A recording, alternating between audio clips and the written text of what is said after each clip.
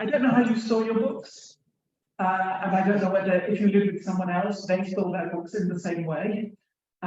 What do you think about bookshelves organised by colour? For some people, this seems extraordinarily way of absorbing books into a decorative scheme. For other people, it seems the ultimate overriding of kind of aesthetics from any other form of organisation. I don't have a book in this slide. You know, everyone place. I'm so sorry if you're on Zoom and I'm deafened you. My apologies. Okay. So I don't have a dog or a book in this slide particularly, but I do think it's something that when you chat to people, they can feel very, very strongly about how you organise books and what place they take in your life and in the physical surroundings can take on something quite heated. Let's move a bit more to think about how we handle books. On the left there is a copy of a great big novel by David Foster Wallace, Infinite Jest. Some of you may have read it. And this copy, divided into 5 sections, was a Twitter message talking about how the user of this book had divided it up to make it easier to commute with. So this was a mass market book. There are hundreds of thousands of copies of this book. It was owned by the person who had cut it up. And nevertheless, the act of cutting a book up was seen to be really quite a terrible thing to do. One person called him a book murderer. And in fact, it seemed a bit like that. I often think of that woman, do you remember, who put a cat in a bin and probably had a sort of new life made for her. I think this man who cut up the Infinite Jest also did. And that, opened a conversation for me and with lots of people about whether they mark books, whether they would use a highlighter, and whether, I like this, the 2 types of people, book lovers who use a proper bookmark, and Satan who folds down the corners. I'm a bit of a fold down the corner person myself, but again, it's an activity, it's an action with books, which makes people very often very upset. And the final picture on this slide is a book pulping. It's really difficult to get statistics of this, but one of the ways in which books are quite odd is that the industry works on a slightly different basis from other consumer industries. So books are like newspapers, but unlike pretty much everything else, they go to retailers on a sale or return basis. So if I've got a shopping bag and I buy up a whole load of scented candles and everybody thinks these are horrible, and that's no problem. I have to reduce them, I have to give them away, whatever. But if I buy a load of copies of a book, say Thoughtful Magic, and nobody likes it, I can effectively return those to the publisher and have suffered, only then have a shelf space so that they've been with us. That's quite an odd way that publishing works. And although publishers are very unwilling to give this information, the estimate is that perhaps between 30 and 40% of modern books, the number of copies of modern books, end up being pulped. So the industry is full of waste in all kinds of ways. Some of those books make new books, and that's always been the case in the long history of bookmaking. If you look at early printed books, perhaps from the 15th or 16th century, you will often see in the binding some bits of old manuscript books that have been used to stiffen it or something. So there's always been an element of material recycling about books. And I've always enjoyed the fact that I think the M6 toll, which I think to be a very classy motorway, has a very long stretch cushioned by 2.5 million pulp Mills and Boon books, which I think gives a distinctive spring. So book recycling, book pulping, and book destruction is intrinsic to books and the way they operate in the world, even though the act of destroying the book is often for many people something that they feel queasy about or uneasy about. And we're going to get to talking a little bit about book burning and those kinds of symbolic acts.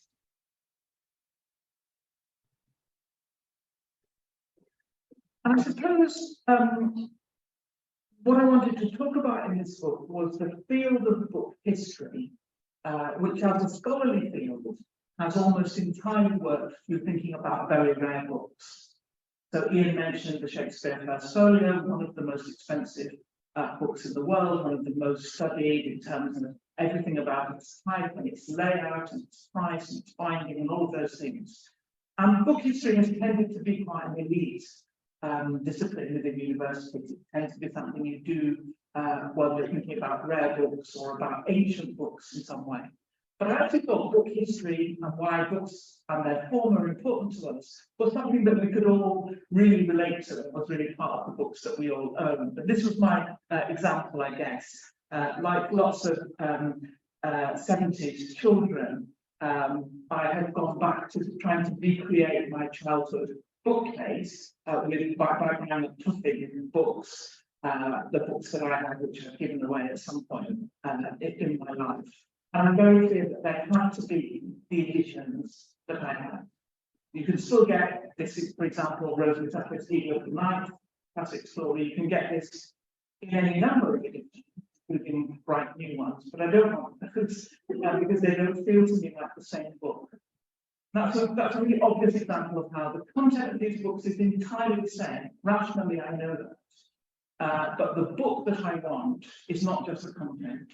It's the cover, it's the feel, it's that particular yellowy brown smell of that era of paperbacks, that kind of blue binding, which is a little bit inclined to be loose. It's all of those things that make up the Eagle of the Night for me as much as the content. I'm going to talk really about 2 or 3 aspects of how books work in our world.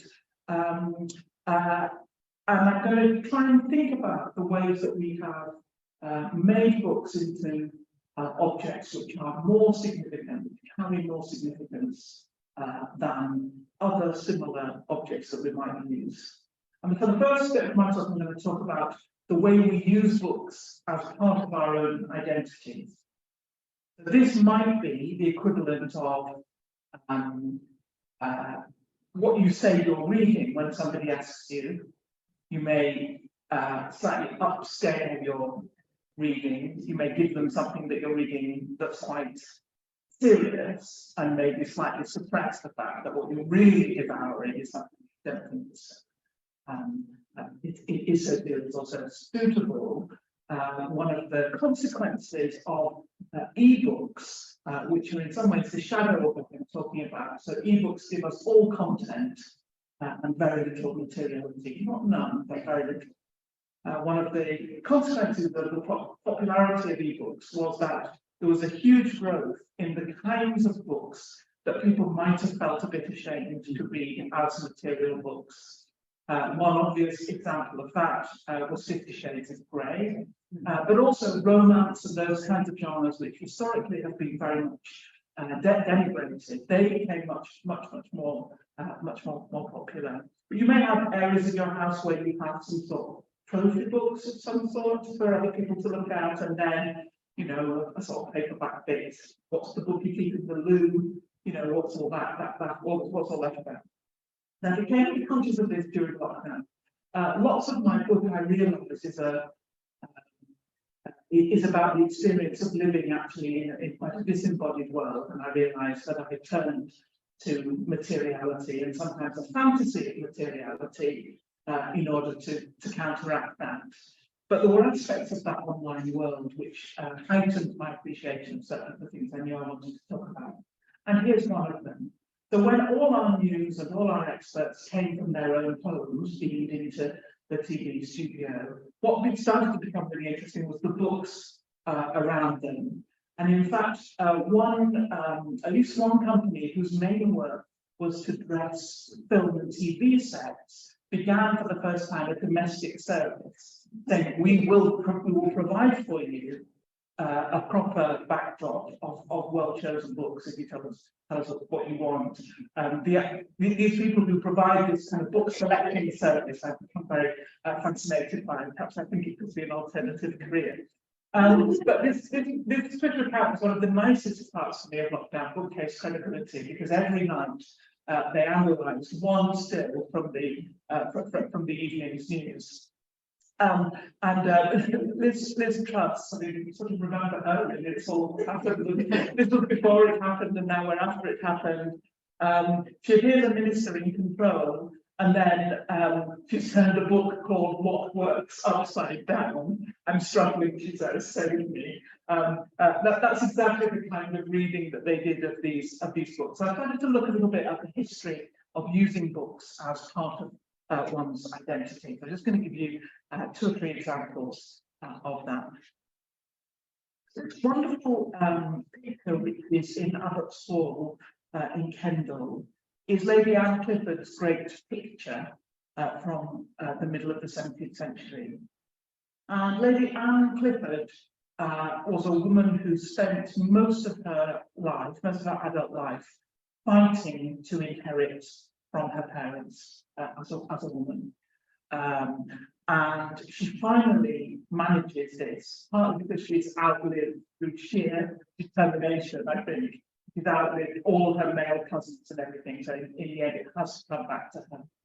And in the sort of victory lap that she does of her Lakeland estates, she commissions this painting. And it's significant because it's probably one of the earliest paintings where we can identify a specific secular book.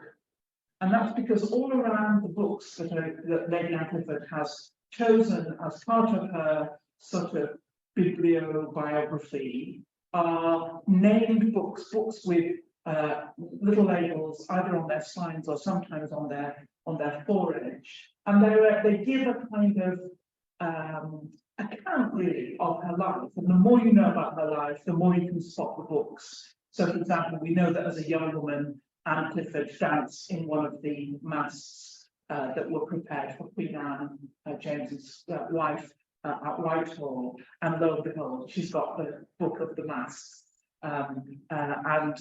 We know that she was taught by Samuel Daniel as her tutor, and she's got a collection of Samuel Daniel's poems. We know that she heard John Donne preach at Knoll, and she's got an edition of John Donne's sermons.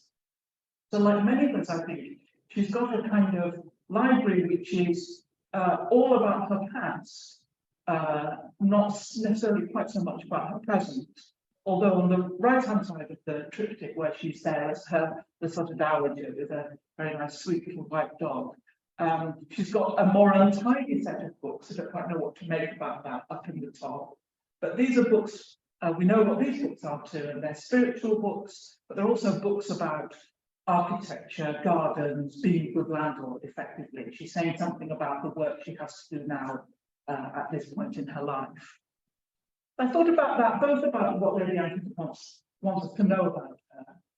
She wants us to know that she is a person created by and understood through these books, but also the way of thinking about how, for many of us, our bookshelves are a kind of time capsule about previous selves or previous versions of ourselves. And that makes the question that sometimes people will ask about books, are you ever going to read this again?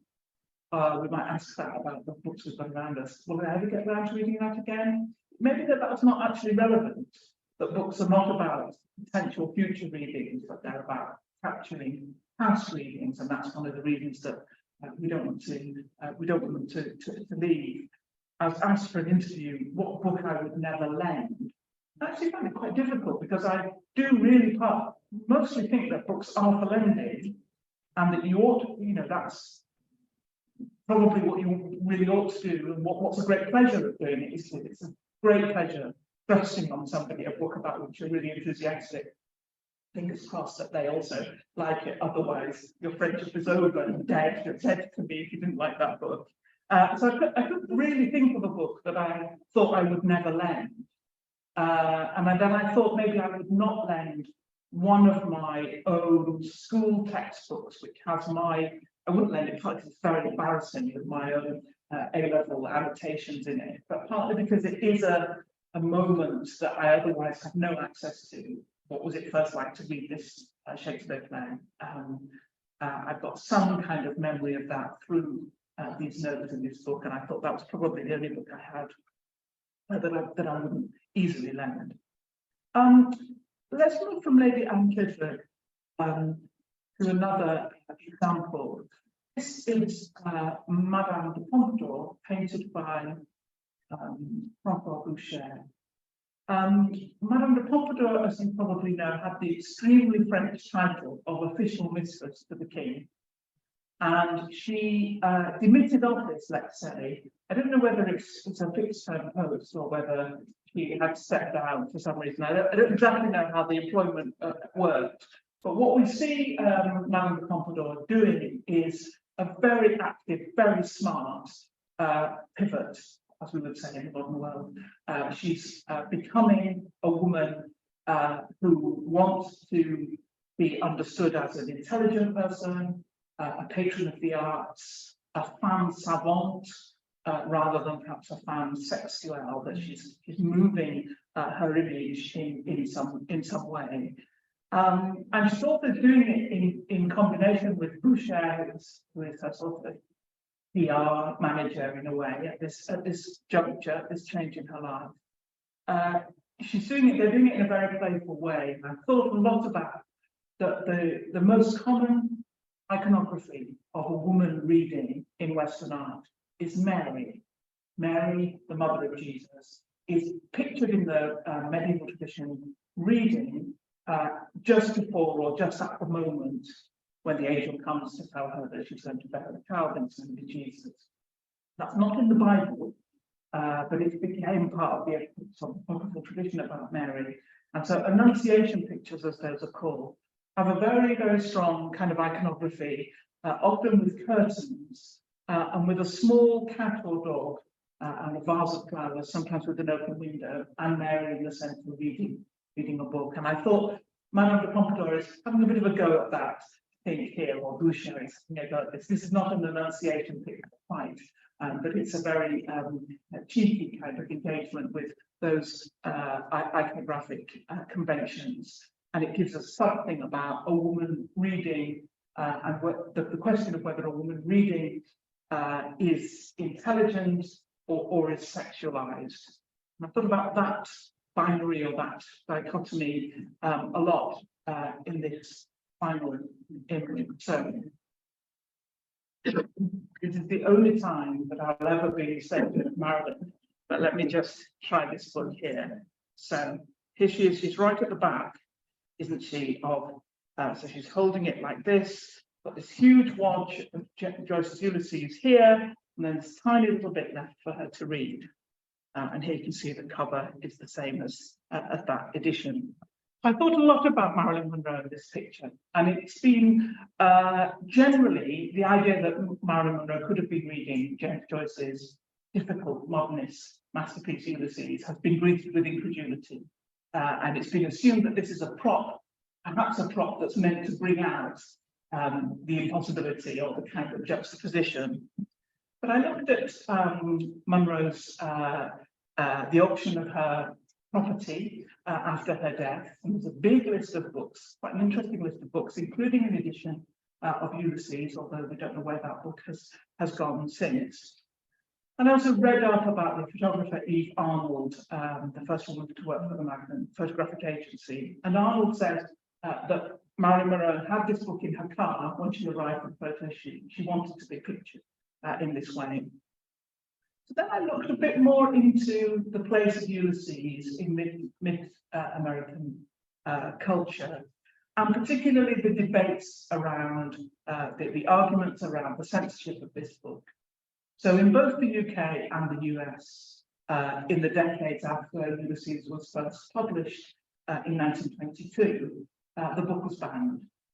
And it was banned largely because of the sense that it was sexually explicit and obscene, and largely based on a reading of the very end of the book. So if you know anything about Joyce's Ulysses, you may know that the last bit of the book is a sort of extended monologue by Molly Bloom.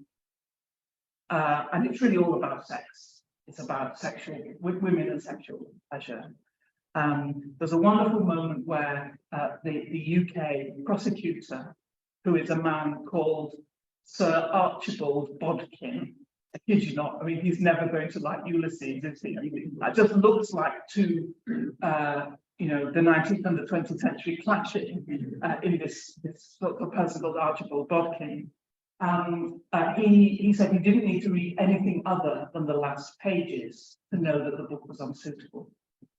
So the question about the freedom to publish and the freedom to read Joyce's Ulysses had come to be located in the very last bit of the book. And it seemed to me really significant that that's where Monroe was in her reading. And then also she picked this edition, this particular edition that I've brought, although not, unfortunately, the same copy.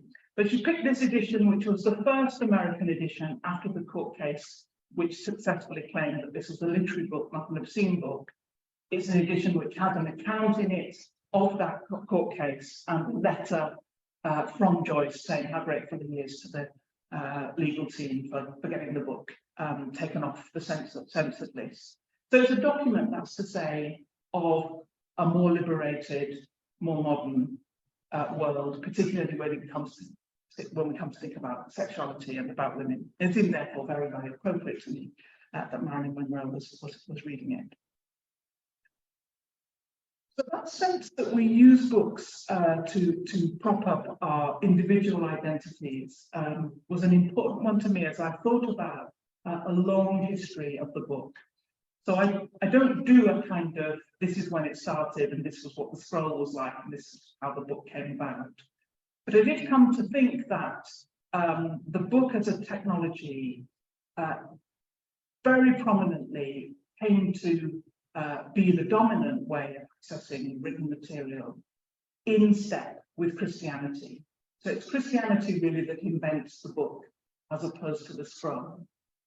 And that's partly, I think, because Christianity is a religion which understands its sacred texts, its scriptures in juxtaposition. We look at a prophecy in Isaiah, and then we flip to the gospel when the prophecy is foretold, or we go back and forth from the Hebrew scriptures or the Old Testament to the New Testament. That's a method of reading sort of two parts of the text, or two parts of the text at the same time, which is almost impossible to do in a scroll, which is what we can't really dot about. Scroll is good for serial reading from start to finish. It's not really very good for flipping around. Whereas the book it encourages readers very early on to develop a kind of sort of digital ability, I mean, an ability with their digits to manage all kinds of new gestures. We think of new gestures in reading as being all about iPads or something, and we think, you know, learn to squeeze or pinch or, you know, use those kinds of gestures. But when books became prominent, the codex became prominent, people had to learn how, you know, you could use your fingers to mark two different pages. You could use, you know, a sort of rub of your fingers to unstick the corners or to make the pages turn. So Christianity, that's to say, helps develop the book. And even though, quite quickly, all kinds of other material, non-religious material, comes to be part of that same technology, it seems to me that books have never quite lost that sacred quality, which they probably had at the beginning. They had it at the beginning because of their content, because their content was biblical. But even as their content changed, we continued in some vestigial way to think about books as if they were sacred objects. Think about, I want you to think here about another moment in book history, to think a little bit more about the form of the books that we read. So I showed you The Eagle of the Ninth in a perfectly cheap, ordinary paperback edition, and I emphasised that one of the things I wanted my take on book history to do was to really acknowledge the importance to all of us that cheap books probably have. Most of us, perhaps you are in this room, but most of us probably are not collectors of old expensive books. We consume books in part because they're cheap, relatively speaking, and their cheapness is quite recent in their long history. I think it's probably not until the mid-20th century that books become cheap enough to be within the within the economic reach of a majority of the population in the UK. So even when Dickens is hugely popular in the 19th century, he's popular precisely because you don't have to invest in the whole book at once. The part of serial publication is to extend the pleasure and the narrative and to keep people on a cliffhanger and all of that, but it's also payment by installments, isn't it? That's one of part of its appeal. So it's not really until the 20th century that paperbacks become dominant, and UNESCO has an idea that sort of book when the price of a book is about the same as a working hour, that's the kind of tipping point at which books become, you could say that the book is widely available in that society. And that's certainly probably true about paperback books and, say, minimum wage hourly payment. So how did we get paperbacks? And why was this such an extraordinary sort of change? If you bought a book in the 1920s, you would have bought a hardback book, probably quite expensive, probably in quite a stuffy shop, which sold only books. If you bought a book in the 1940s, you'd almost certainly have bought a paperback, and you may well have bought it from any kind of general store in the US, a kind of drugstore, kind of Woolworths type shop. So something really big had changed during that period. That's one area that I wanted to focus on. And I thought a lot about the publishing industry in the US in particular during the Second World War. So there'd already been some experiments with paperbacks in Europe and in the UK. Famously, Alan Lane, the publisher, is on his way back. You probably know this story. He's on his way back from seeing one of his authors, who is Agatha Christie, living in Torquay or somewhere. And he's at Exeter Station saying, wouldn't it be great to be able to buy a book here on the station? And he sketches out an idea, not only of, importantly, of paperbacks, but also of vending machines for paperbacks. So it's not just the form of the book, but the distribution of books, which needs to be revolutionized. But these experiments, pre-war experiments, don't go all that far, but they get this huge boost in the Second World War. And that's because in the US, about 2 weeks after the Japanese attack on Pearl Harbor, W.W. Norton, who is the sort of patriarch really of American publishing, convenes a group of American publishers with an agenda, really with two items. What can publishing do for the war? And what can the war do for publishing? And in the first category, what can publishing do for the war? Norton's committee, the Council for Books in Wartime, devises this massively ambitious plan that they will supply the troops, the American troops, wherever they are in the world, with books. They begin a model of book production and distribution, which is going to revolutionize post-war, the post-war book trade. And they're able to try it out in wartime. So they developed these small editions, which are called armed services editions. I've got one here. So this is Queen Victoria by Lytton Strachey. So Lytton Strachey is a Bloomsbury author, a friend of Virginia Woolf, and all those people, you're probably familiar with him. He's not exactly the kind of He-Man sort of author that you might expect American GIs to be reading during the war. What was so extraordinary really about this publishing enterprise was the range of books that were reproduced. So there were sort of modern classics. I've got The Great Gatsby there because The Great Gatsby had really effectively bombed I see that's a rather military image, which in the circumstances is not quite what I meant. That's to say, The Great Gatsby had pretty much had a short moment of popularity and it had disappeared. It was, the rights to it were worthless, and so it was bought up by this publishing project. Probably about 500,000 copies of it were printed, and it was part of one of the distribution and it never looked back. It was one of the ways that this whole enterprise created readers, but it also created books and authors by giving them this kind of exposure. So you can see what's so lovely about this book is it's designed for a pocket, for a uniform pocket. So it's got a kind of iPhone, slightly iPhone kinds of dimensions. Very, very, very soft. It's got a lovely noise. You hear it? It's absolutely lovely noise. And it's that the pages, I'll just show that for the people on Zoom, are in these two columns, but you're reading so you're reading horizontally. It's such a shame we never have these books. I think a horizontal sort of landscape book is actually really rather a beautiful thing. It's just holds in the hand absolutely perfectly. But lots of things out there about how books are engineered that make this kind of thing, you know, very, very difficult. All kinds of books that you can't hold open, aren't there? And these have been well designed to think, you know, what are the circumstances in which people are going to read these books and how can they work well? They're actually printed on Reader's Digest printing machines. So if you think of a thing double like this, it would have been the old Reader's Digest magazine.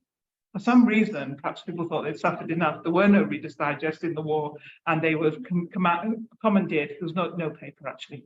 That's why they were commandeered to make these, and so that they're done in two together and then cut in half. And sometimes you can see that the half is just a little bit wonky at the bottom. It's a bit close to the bottom margin. So lots of ways that they show, like all books, actually give you a clue about how they're made.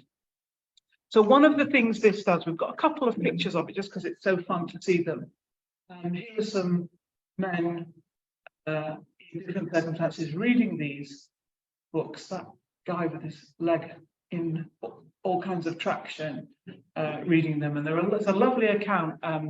There's a New Yorker reporter who is there when the American soldiers are getting on these infantry landing crafts to go into Europe for the D-Day expedition, and they're all being given a book as they go along. It reminds you what a lot of boringness there is in war, as well as everything else.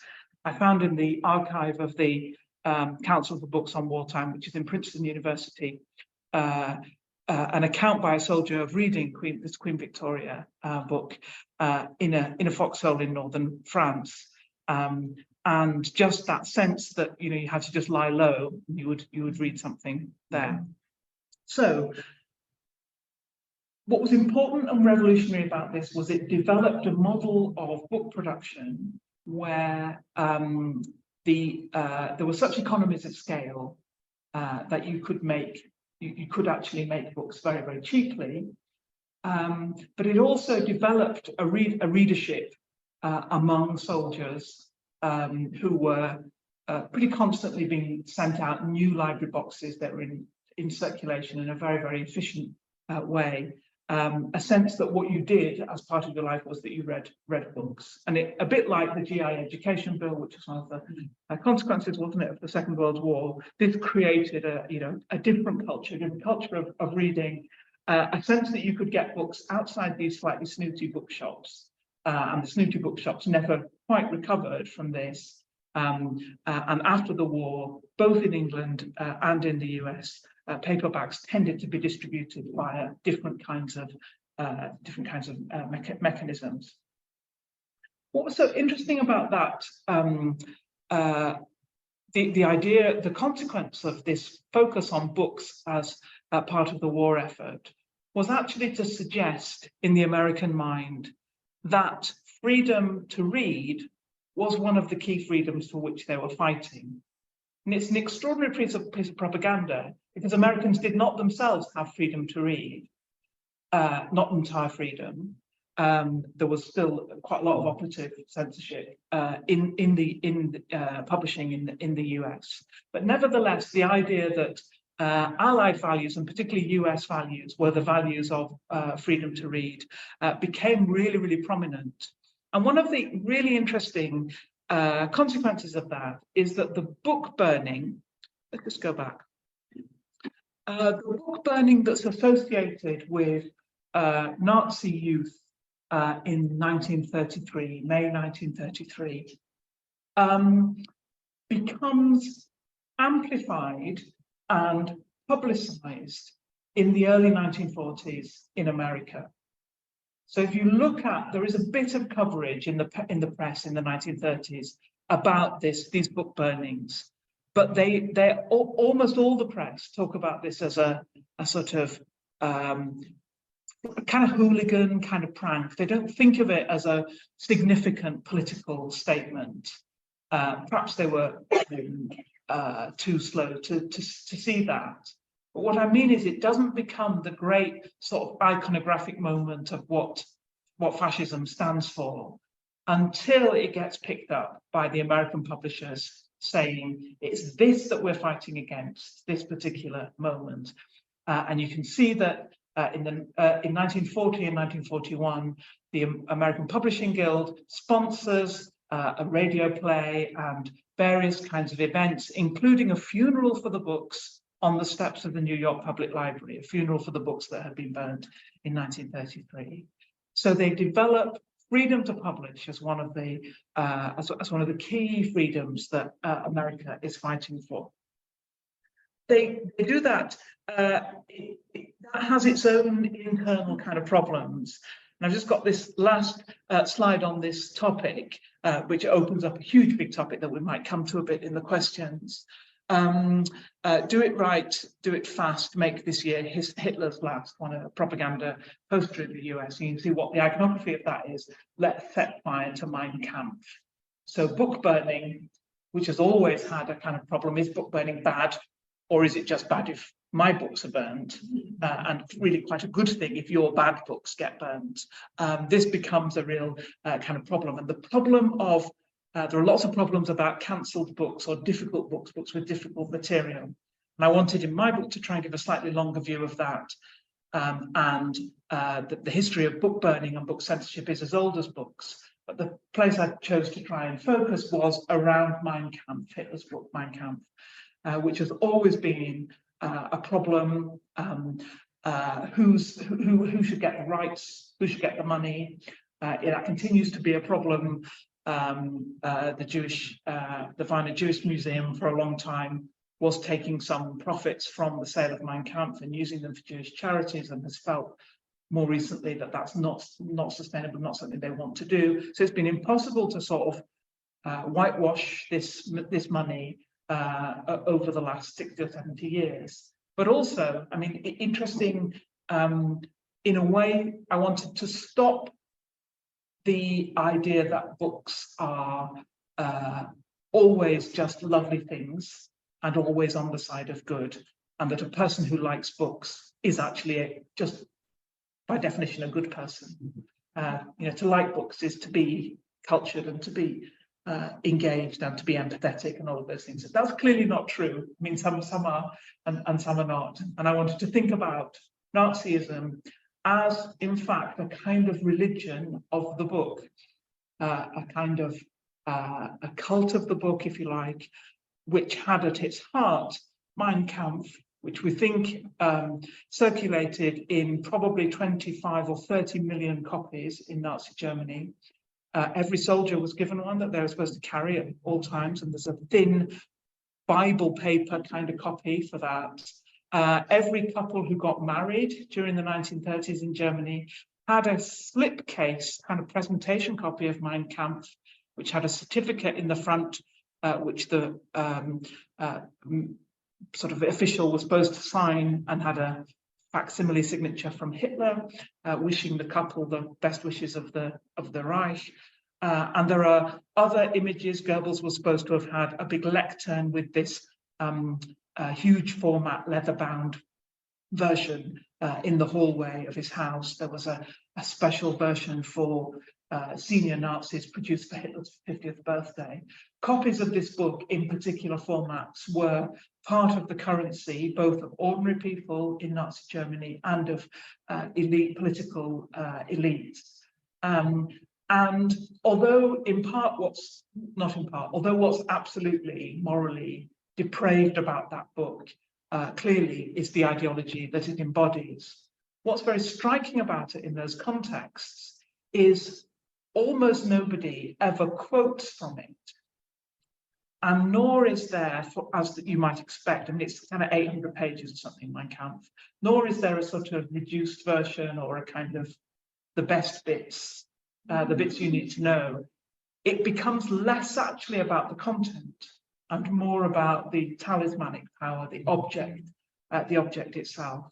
And in fact, those books still have that kind of talismanic object power. There's still a question about whether and how this book should circulate.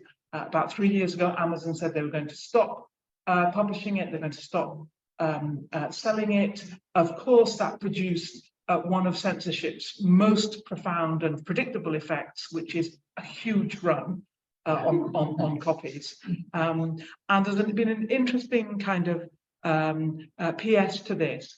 Mein Kampf was never banned in post-war Germany in the way that the Hitler salute was banned, or swastikas were banned, but the copyright lapsed, and the copyright was held by, for some reason, the Bavarian government, and they chose not to publish it. But the copyright protections lapsed in 2019, and what Germany decided to do was to sponsor a large 2-volume critical edition, which placed the text of Mein Kampf in this whole network of commentary and explanation and so on. So you could never just pick it up and read it. You always had to recognize this framing.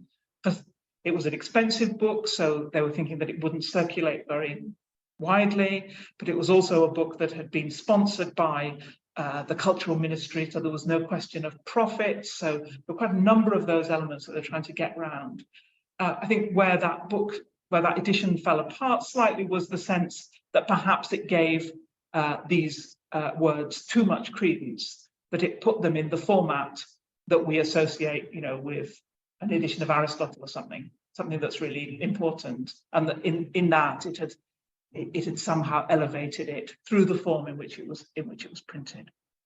So, alongside the ways in which books are magical and transport us and all those things, I wanted to keep a sense that power can also be dangerous, and there are lots of circumstances in which it has been dangerous.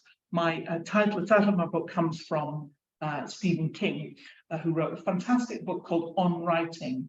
If you're interested in how Stephen King might write his books, and even if you're not, which I was not, but I was interested in writing more generally, it's a really, really, really good book. And he just has this one sentence saying, books are a uniquely portable magic. And I thought King's phrasing there was actually really useful, that, magic is not a benign unicorn with glitter in his books. Magic is a much darker thing. And I talk a little bit about magical books, as books of spells, grimoires, and those as kind of versions of that overpowerful book.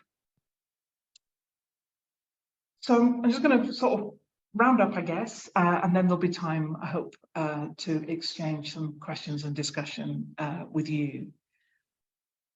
I've wanted to think about why books are special for many of us and why they operate differently from some kind of similar mass-produced objects in our lives. Why it is that if you have thousands of books in your house, you are probably an intellectual, whereas if you have thousands of pairs of shoes or a garage full of cars, you are compensating for some lack in your life in some way. So book hoarding, book collecting seem as if they're a different kind of category from other kinds of hoarding.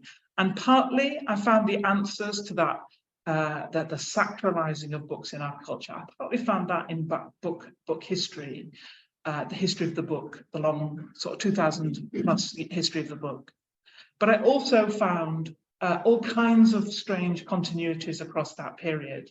For example, I found that people have always been a bit nervous that they give a book as a gift and the person might not like it. And they've had lots of ways of kind of compensating for that, including book tokens, which were entirely designed to meet that that anxiety. I learned, as I said, that people have always been argue about which books should be allowed to be published and which not, and what the cost of allowing difficult material to be published is. And I've also, learned a lot about how books that look like other books or try to pretend to be other books can sometimes be ways of getting material out in places and in contexts where it would be difficult otherwise. I thought a lot about a copy of Raymond Chandler, which we have in the Bodleian Library, which I'll finish with, which has inside its covers a full bomb-making manual for the African National Congress, disguised between these covers. So let me finish there. Thank you so much for your patience in listening to me, and I'm really I think this is a topic we all know something about, so I'm really looking forward to the discussion. Thank you.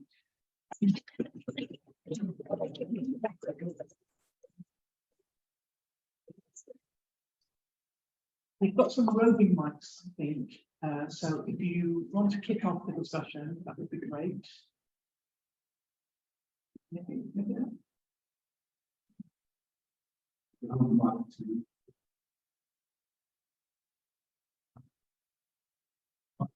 books for the GI.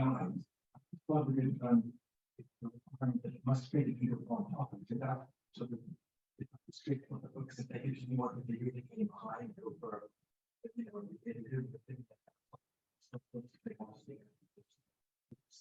Great, so that's a question about the GI books, these armed services editions, and whether the size requirements meant that there were only certain kinds of books they can do. So there's a category of text in that series that has to be abridged.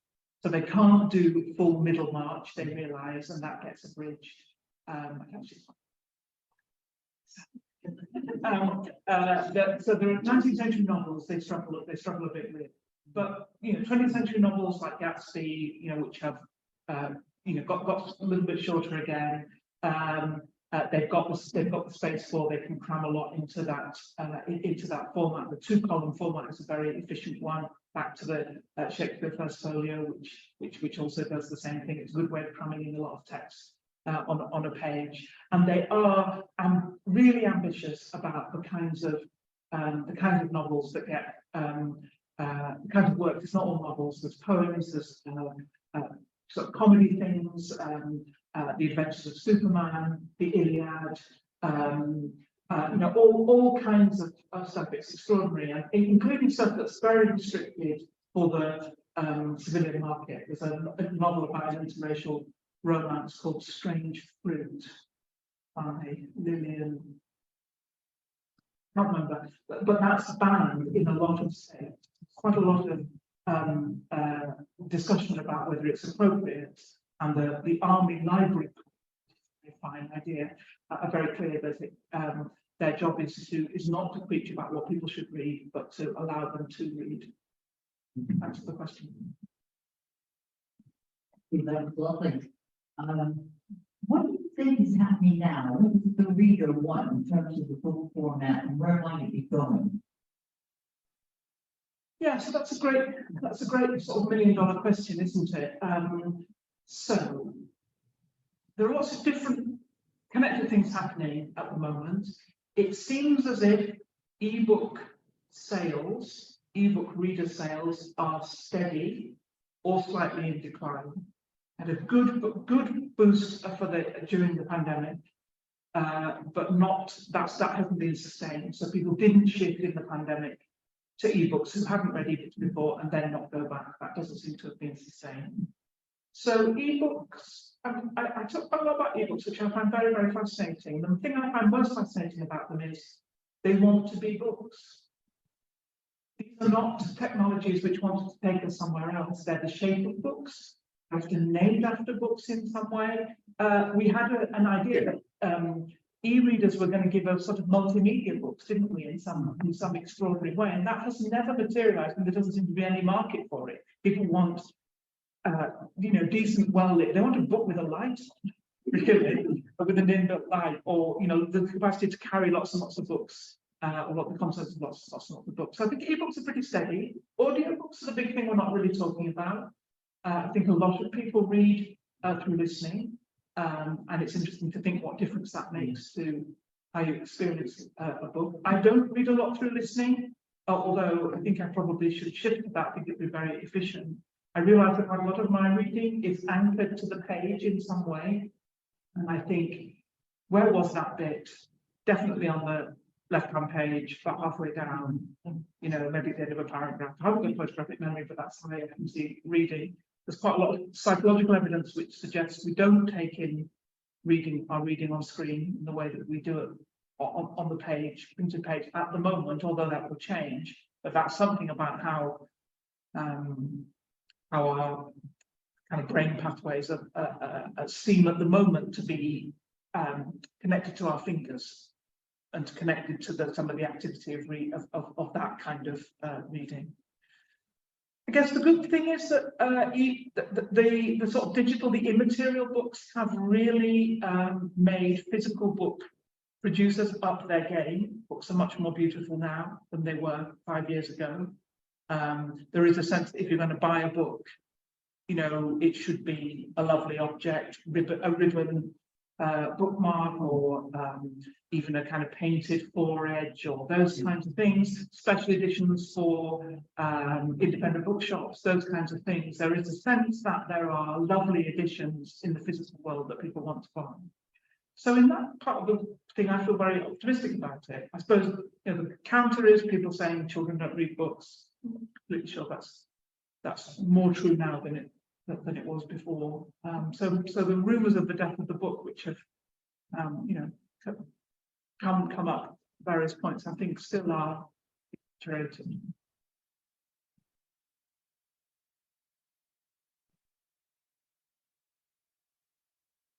On the moment, online conversation.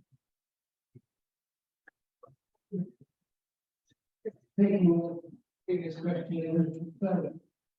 Do you think that newspapers, and particularly Sunday newspapers, will be developing to paperback books, are almost getting the same cost as the paperback book these days? You're also getting a figure, isn't it? You've gone from foolscap to tabloid. Yeah, And we go one stage to paperback. that's a really, really interesting question, and I had never thought about that. So I'm absolutely thinking as I speak. Is there something about the newspaper which is that it has different sections that operate independently of each other? So if you were to put them into one book, this would be a very solitary experience. You know, one person could read the paper at once. Whereas I think for many people, or maybe the idealized version of the Sunday papers is that your family are all reading a separate part of it in a sort of convivial way. The spaniel is shaking themselves on the property bit that nobody ever reads, or something. So I think there's something not just about format, but about use, I guess. And how would the use of the paper be different if it were a smaller, thicker book? Would we still put it out in the recycling on Tuesday? Would we think we ought to keep it? I think it's a really, really interesting question, because you know the division between newspapers and books is a division of format, not really of content, is it? It's a format distinction. But one that seems absolute. I think somebody really wants to come in here, don't you? Yes. I think it's that it was for a family, that it's now. You have to speak into the microphone so the people can hear. Oh, okay. I mean, it struck me that you. Oh, okay. Yeah, that's it. Perfect. Don't let us put you off your question, though. Yeah. Newspapers are about now, and tomorrow's news is sort of gone. Whereas when I think of books, you know, yes, books are there.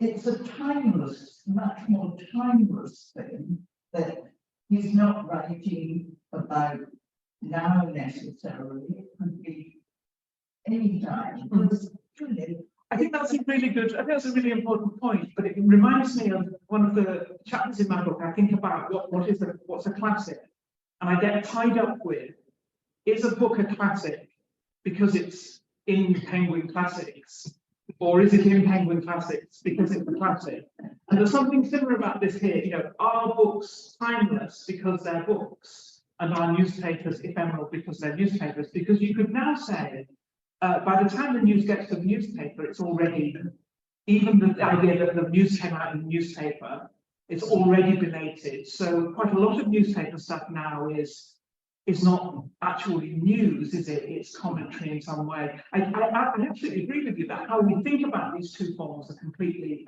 different, which is why I wondered if we didn't put newspaper content into a book, would we then feel we have to keep it? Which is your point about, you know, the book. The book form suggests something that it is worth keeping. It's more usable. Yeah, for longer. yeah. It's got a life, hasn't it? And it's produced to have a life. I mean, it's produced so that you can use it again and again. Whereas, can anybody refold a newspaper quite properly? There is a way that a newspaper is not produced for. No, it's not just the content wouldn't be useful next week. It's that you would have pretty much ripped it up and sort of, you know, made it messy. It's not a form for rereading very much. One of the bits in the Sunday paper or Saturday paper that isn't as passing, i.e. the reception, they set one newspaper will try to sell binders so we can store our cooking sections and turn it out. Yeah, that's absolutely right. I hadn't thought of that. Because they don't tell it. Well, that's a great point, isn't it? What makes a book work? You know, and how did we come to get the form of books that we've got? And there's a very, very brilliant history of the index by a friend and colleague of ours, by Dennis Duncan, which is a really good way of showing how bit by bit, you know, an index came to be an absolutely vital part, particularly of a reference book, like a cookery book. They just worked out that those of the core cookery sections are disappearing and the tougher in piles of clothes and things, so they are so the binders. Yeah, that's really interesting. That's really, really interesting. The binder as a way of turning pamphlets or ephemera into something more like a book is a really interesting re-engineering. Hi. I'm from the States. And our libraries right now are really being attacked by a lot of people trying to read books. I know it's gone up and down. Really up. So what you said about the freedom to read really coming from the war really fascinating to me. I didn't know that.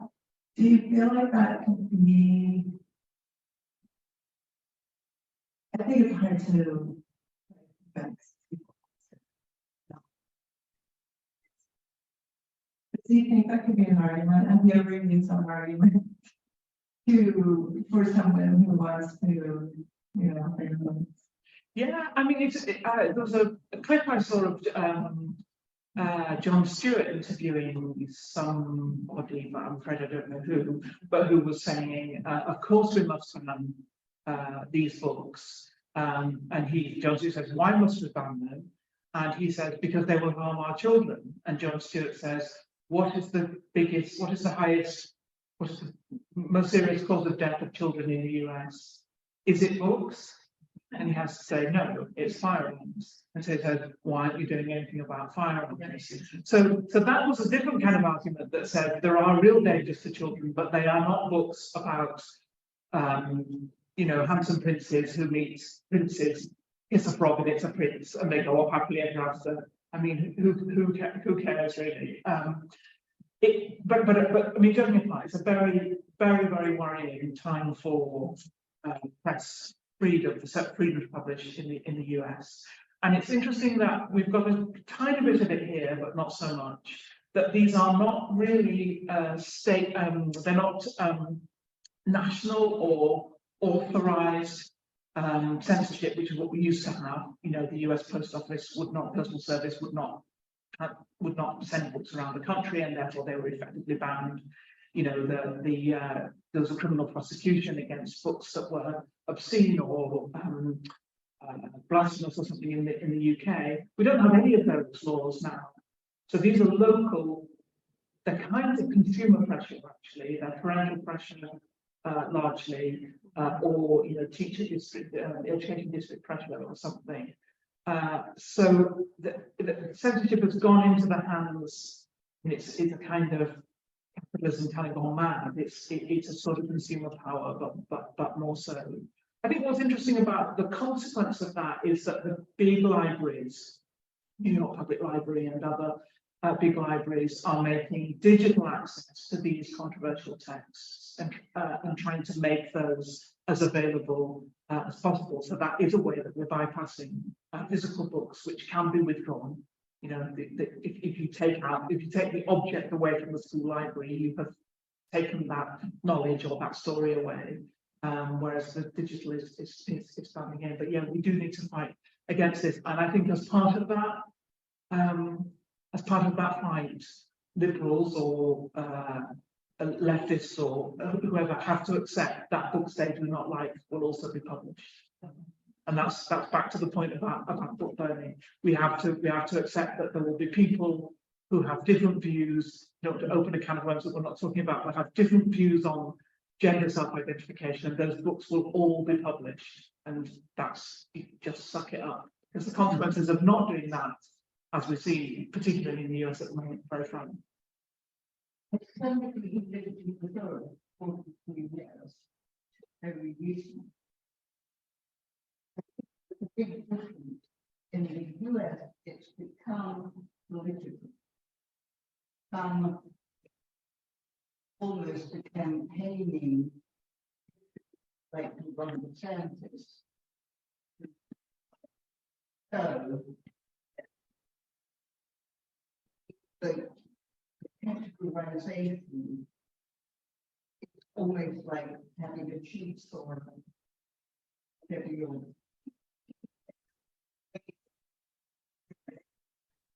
It's not politically in the same way.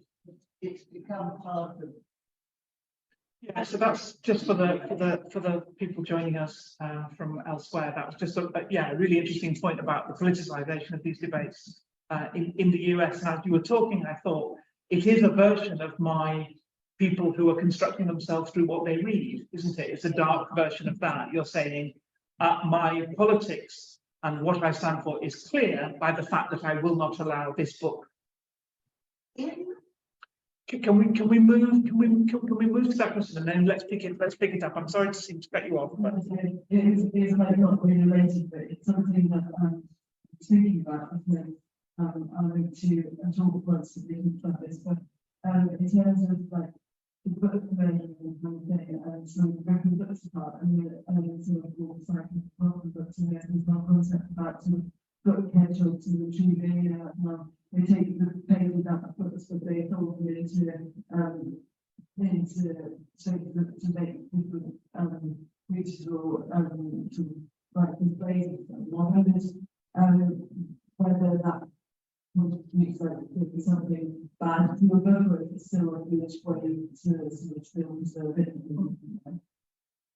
yeah, so I should say I'm actually pretty cool with tearing books apart. I think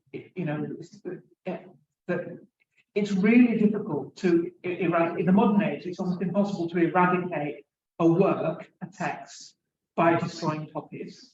That's just not going to happen. So the copies are kind of irrelevant, really. So I'm mostly quite cool with that, really. I think we sometimes overreact to these pieces of theatre. But it is interesting, I think the book hedgehog things, they're a bit like, there's some sort of book preservation of book saviors kind of thing, which takes books out of skips and sort of gives them a good home. There's a lot of anthropomorphizing of books as if they are in some way living and they're not just objects like other kinds of objects. I think I would quite like to step away from that idea that you can do, that there is a sort of moral obligation to how we treat books. Books as objects. I don't really think, I believe that there is, hence my folding down the corners of my books. Just on the point there, that's the question of the motivation. With books again.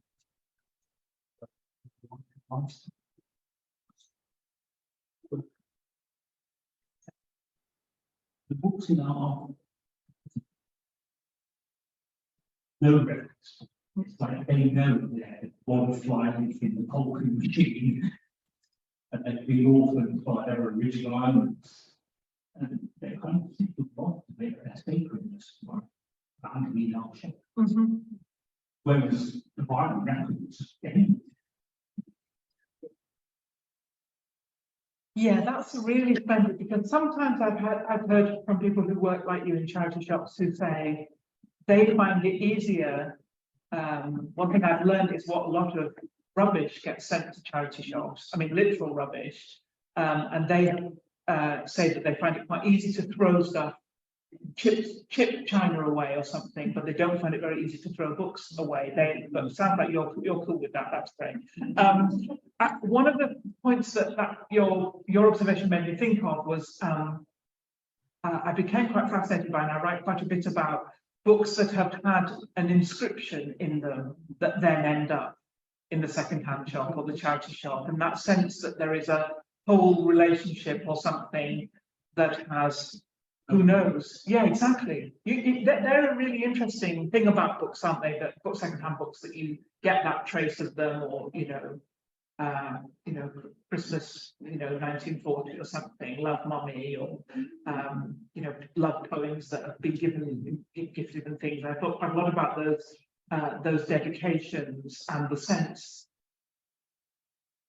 that some part of you. I was thinking about the literal version of this is some work that big rare books libraries are doing now, which is to find the DNA of readers from inside the gutter of really old books, and that part of the impetus for this is to find DNA, particularly of the DNA of the pre-antibiotic period, and that whether that is some kind of source of potential new drugs in the future. So there's quite a lot of money, biotech kind of money behind this, but it has a sort of forensic science sense that every contact leaves a trace, and that these books are all marked by the people, invisibly by the people who've been there before, and that those second-hand books with the inscriptions make that very literal to me.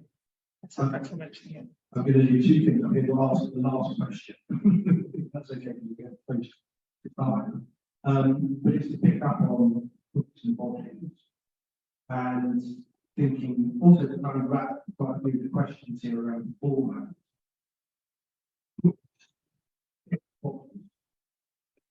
For the most part, very small compared to the very large. But I just wondered if you have any thoughts about the kind of intimacy, the physical sort of bodily intimacy Yes. of books for us as readers. Because I think that's also a very large part of why we value them personally. Yeah, absolutely. I think that's a really, really good question. And crucial to that for me was the idea of portability, that they're scaled in some way to humans. And books that are too big, or books that are too small, are sort of freakish and kind of curios. They're not proper books, which are, I think, scaled to us. I think that's important. I saw, and I was very affected by, a series of photographs taken by an American border guard, who had taken pictures of objects that were taken from migrants and thrown away. And so there was a picture of 300 toothbrushes or something, and a picture of other sort of items. And then there was a picture of Spanish language Gideon New Testaments, So produced by that Gideon company that, you know, puts Bibles in hotels and stuff. So it's a huge book producer.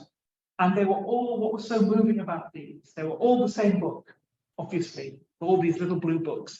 And they were all quite different in shape, somehow, within the format.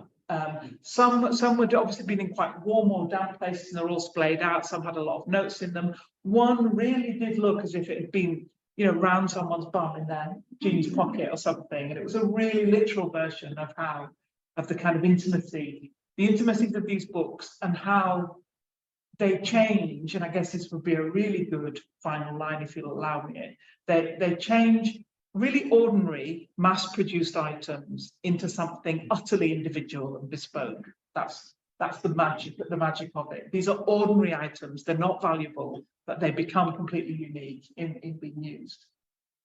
It's a great point to end. So I will Thank you for everyone who was here on Zoom. now